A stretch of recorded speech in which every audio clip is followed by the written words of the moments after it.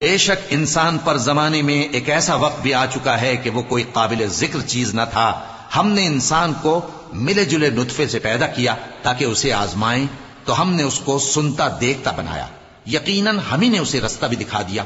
اب خواہ شکر گزار ہو خواہ ناشکرا. بے شک ہم نے کافروں کے لیے زنجیریں اور طوق اور دہکتی آگ تیار کر رکھی ہے. جو نیکوکار ہیں وہ ایسی شراب پیئیں گے جس میں کافور کی آمیزش ہوگی. یہ ایک چشمہ ہے جس میں سے اللہ کے بندے پیئیں گے اور اس میں سے چھوٹی چھوٹی نہریں نکال لیں گے. یہ لوگ نظریں پوری کرتے ہیں اور اس دن سے جس کی سختی پھیل رہی ہوگی خوف رکھتے ہیں، اور باوجود کہ ان کو خود کھانے کی چاہت ہوتی ہے مگر فقیروں اور یتیموں اور قیدیوں کو کھلاتے ہیں، اور کہتے ہیں کہ ہم تم کو محض اللہ کی خوشنودی کے لیے کھلاتے ہیں، نہ تم سے بدلہ چاہتے ہیں اور نہ شکر گزاری.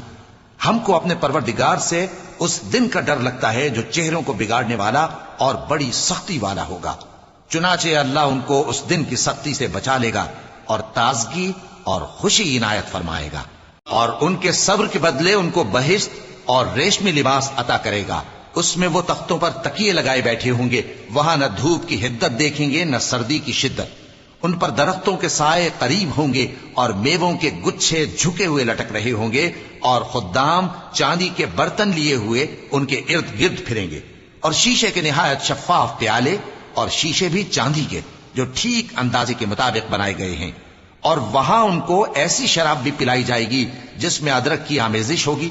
یہ بہشت میں ایک چشمہ ہے جس کا نام سلسبیل ہے، اور ان کے پاس لڑکے آتے جاتے ہوں گے جو ہمیشہ ایک ہی حالت پر رہیں گے.